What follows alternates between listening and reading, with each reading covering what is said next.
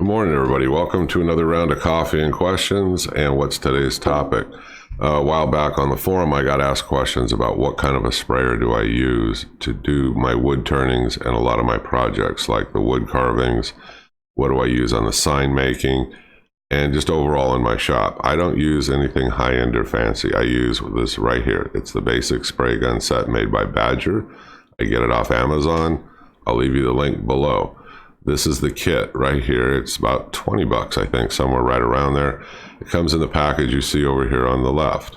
Now over on the right are the pieces that, they've been taken out of it. And I'll go over those with you in just a bit because some of them I don't use at all. Let me change the picture. I'm going to show you a little bit better description, talk to you very briefly, then we're going to go out to the shop and I'm going to show you how I use this and how easy it is to use. So give me just a sec to change the picture. Okay, so this is the ad itself right off of Amazon, and you can see where it has 4-star rating, and it's got questions answered, reviews, and I read through them, and I read through some of the disappointments that people had, but some of them are because you really didn't read what this said. Carefully, before you bought it. This is a beginner spray gun, okay? It's not a professional high-end Pache or anything like that. It's just a hobby spray gun. Very general use, but it works very well. And I can show you some tips and tricks, which we'll get to in the question and answer section of this. But it ships $20.99 free. If you're a Prime member, you can buy the different packs, of course. And, I'll leave you the link. You can go and you can read about it if you're interested in it. Made in the USA. And you can buy additional parts and accessories, of course. A lot of them sold right off of Amazon. So let's go ahead. Let's go out to the shop now. Let me show you this gun in action.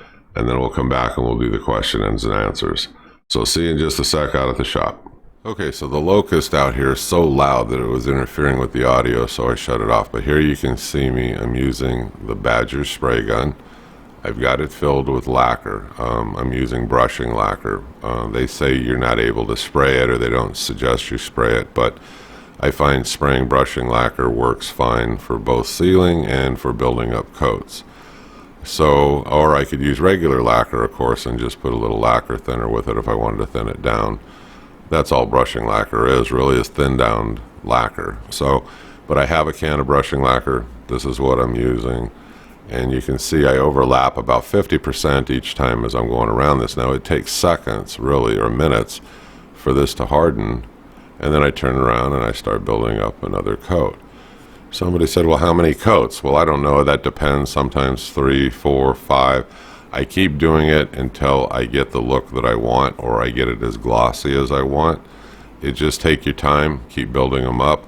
And this is how I do this at this point. I go ahead and I just keep building up the lacquer one coat after another, overlapping it 50%, just like you see here in the picture. And I just keep going around it and I rotate it by hand. And this is a good way to hold it so that no debris gets on it, and it looks great. Okay, so this is the question and answer part of this, and so I'm going to try to answer as many of the questions as I can for you. Now, in the kit that you buy, the one that we just demoed and the one that I just showed you that you can get off Amazon, these are some of the basic parts. Now, you have one on there, some parts in there where you have a different kind of a lid, and it hooks to an aerosol can, of compressed air. I don't use that. I would tell you don't use it. It's junk, really. It'll work, I suppose, but it's an expensive way to go. Use a compressor, even if you have or can get a hold of an inexpensive compressor. You're much better off using it that way. I don't use the aerosol can setup. So those pieces, when I bought the kit, I already knew I wasn't going to use them. So I just set them to the side. That's my opinion. Other people like using these aerosolized cans. I just think it's a waste of money. I don't think you get the control that you need from it because you really, are better off setting this up with a compressor, a little regulator, stuff like that. So anyway, that's my response to that. The other thing is you can use an inline air filter, and I do that anyway to keep the debris, moisture, and everything that comes, from that compressor hose to this Badger spray gun unit. I don't want the impurities. I don't, you're going to end up spraying, getting fisheye and all kinds of weird things going on. So I have just a disposable filter. You can buy these off Amazon. I'll try to put the link below. You screw them into the hose before they come onto the gun, And then that way anything coming from that compressor's hose is filtered. And so, you get good, clean air. You don't have a lot of this control over these, cans of compressed air. So it's not my favorite way to do it. I wouldn't do it that way. So now what's the other thing I wasn't fond of? Now you look here in the diagram. This is a diagram of the parts because I did get the Model 250. You're going to see that hose. It's a cheap, flimsy hose. It'll get you by. It's okay to use in the beginning, but if you find that you're going to be using this regularly or at all, get yourself a good braided line. And, I'll go over the details of that in a minute, but you want a good braided line. Now, the rest of this is fine. You might want to order additional jars. That's what I did because I keep different dies and different things mixed up ahead of time. And I can unscrew one jar, screw another one on there, and keep spraying. So, that's a good benefit too. And the jars are not that expensive. So the rest of this is fine. I'm just not really in favor of the hose, and I definitely don't do, the canned compressed air stuff to answer the question. And I posted that in the forum, and some people came back and said, well, they use it, they don't have a problem. Well, okay, that's you, but I use mine all the time. And like I said, my compressor, when it comes from the compressor, I have a regulator on there. And I'll go over all that. I set the regulator, the air goes through the hose to a filter, from the filter to this little gun. This is a very inexpensive way to set this stuff up. You could even buy all of this, the filter and the regulator and stuff out at Harbor Freight if you had to. It's not an expensive thing to set up, but you definitely want a way to regulate the air, and you definitely want a filter. So those things would be additional purchases if you want to set this up correctly. Okay, so the next question is when I'm out of my shop, what PSI setting do I set this at in order to use it? Everybody's probably going to be a little bit different, but to give you a range, you can go from 25, let's say, to 50.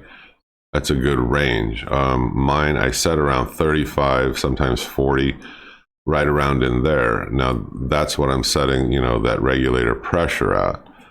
It's dependent probably on a few things, depending on your compressor, your hose, and all this other stuff. But what I would tell you is to start off somewhere in that range. You could start off at 25, say, hey, look, it's just putting out way too little, and just stand there with it with a jar full of water holding the trigger, and you can play around with the regulator, and you'll figure out real quickly what PSI setting is going to work best for you. For me, like I said, somewhere between probably 30 to 40 is a tighter range, is where I play around at.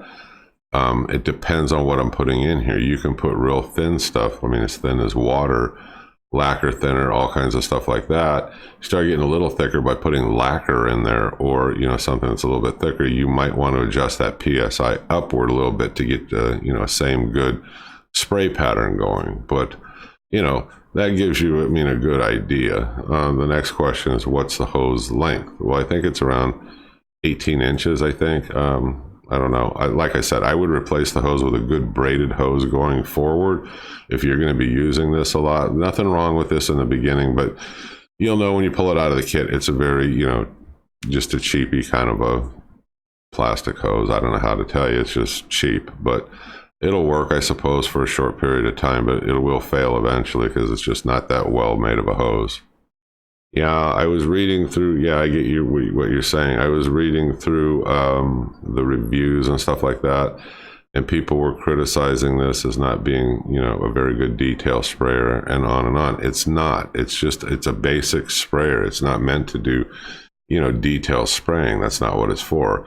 It's a great starter, setup. It works fine for me. I've been using it for years. The first one. That one, it came apart on me and it just was junk, and I just chucked it and I bought another one. But I bought the same one, this Model 250, because I'm familiar with it. I know that it works well, for all of my, like I told you, my wood turning projects, my signs, and anything like that. Because what works, I use a lot of lacquer to answer your question. So I can fill these jars with lacquer, and when this is set up, I just shoot the project.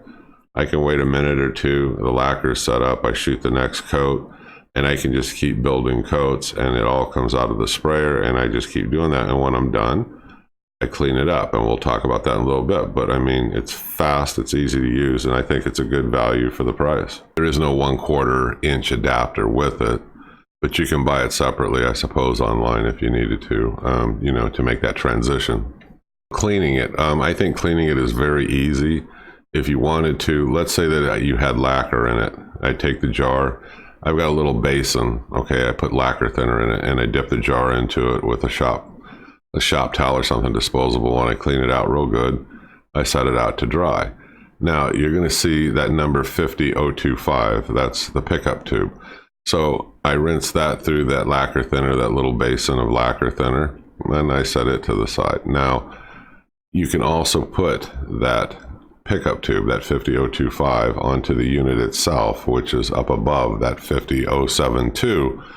And then you stick the pickup tube into the lacquer thinner and just hold the trigger down, and that will pull lacquer thinner up through it into the unit, and it'll clean it all out really well. And you just keep holding that trigger down, because the part where it says Badger above is shooting air out. So what you're concerned about cleaning is the pickup tube. And then look over here just above my head, 50028, and that needle valve, and it's got a spring. So you can adjust your spray pattern with your fingers by screwing it down or screwing it up.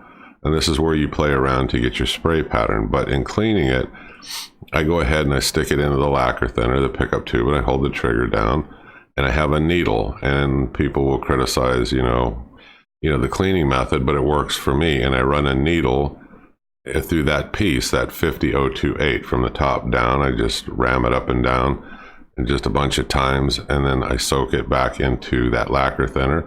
I pick it up out of there, and I just keep spraying it for a few more seconds or what have you.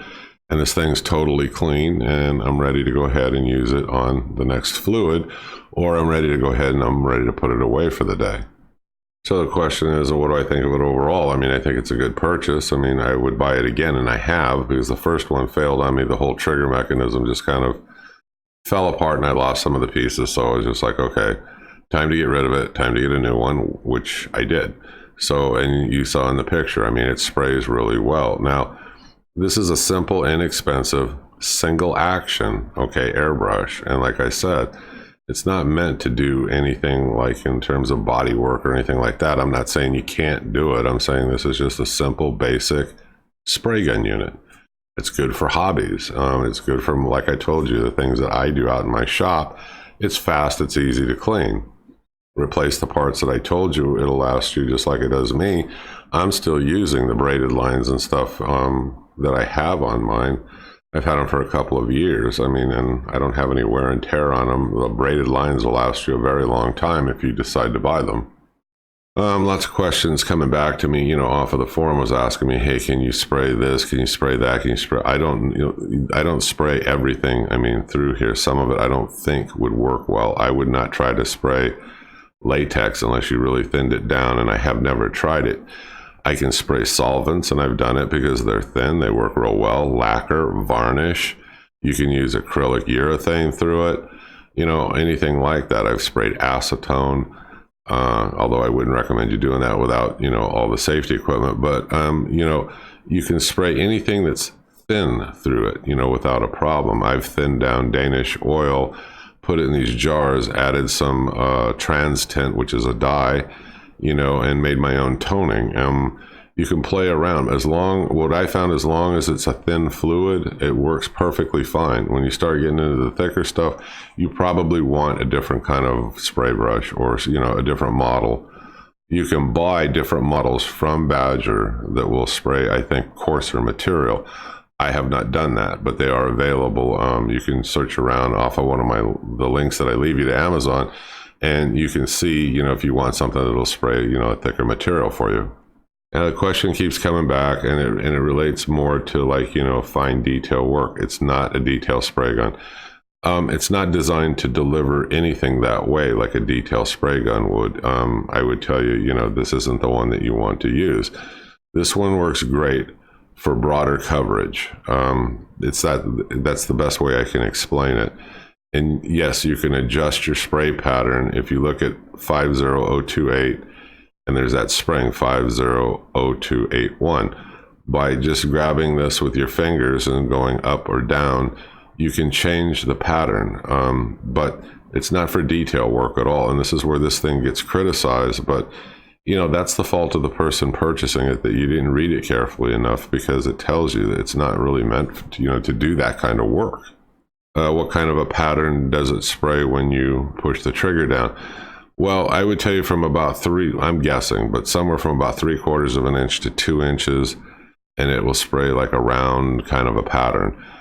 You'll know when you're next to your regulator, like I was telling you, when you want to set the pressure and you hold the trigger down, that 50072 up there, let's say you got water in there or something, and you hold the trigger down and you're adjusting your PSI, you can look and you'll see it's like a circular or kind of an oval pattern. I think it's more round, really, just to give you a better visual idea. But that's the pattern, and I don't know. I think it covers really well, like I said, on the projects that I'm using it for. There's another question here relating to, I don't know. I have not used any of the, the Mohawk material that you're talking about, but you make it sound like it's a little bit thicker. What I can tell you is they do have a coarse spray tip available. Okay, but like I said earlier, I've never bought it. I've never used it. And it is for thicker material, and I'm sure that it would probably work sufficiently, but you'd have to try it. Check the links below, buy it off Amazon. I don't think, the coarser tip really is that expensive. I mean, I'm going to guess it's somewhere between $7 and $8, $9, and it'll replace what's above me, that 50028, that 5000281. They probably sell you those two pieces, and you'll screw them into your Badger unit if you want that coarser spray ability. But like I said, I haven't tried it. Okay, so this has been kind of a quick review. I gave you a small demo. This is what I think of the Badger. I think it's a good buy. Like I said, I think for the price. And it's lasted me 2.5 years, something like that, before I've had to buy another one. I probably could have bought, the parts or the pieces. I didn't want to mess with it. It's probably just as efficient. I mean, I go ahead and I buy another one for $20.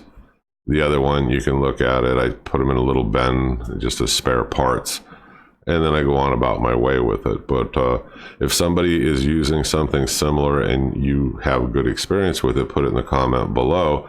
I'd like to know, because this is the model that I chose. I bought it again because I'm just familiar with it, and I know it works great for what I'm using it for. I have tried other spray guns. I had the Pache, but I really don't do a lot of detail, pinstriping kind of work or anything, that's super detailed. So I don't really use it at all. I also have a bigger spray gun, the HVLP, but they're also a little bit harder to clean. They hold a lot more material. These work good with these small jars for my smaller projects. It's very rapid for me just to turn around. If I needed 2 or 3 jars of, like, let's say lacquer, I can fill it in a matter of seconds, and I'm back to spraying, and I just let it sit there, and I just keep building up the coats till I have the finish that I want. But I like it. I would buy it again. I mean, so anyway, I'm the Home Handyman. I hope you click subscribe. I hope you keep following me. I'll see you on the next video. We will actually get out there and try to do a little demonstration on wood turning, I'm hoping, or something along those lines, because it's still incredibly hot out. I'm not doing any welding till winter rolls around. So I hope you folks have a great day, good weekend. I will see you soon. Don't forget, click subscribe. I'll see you soon. Bye-bye.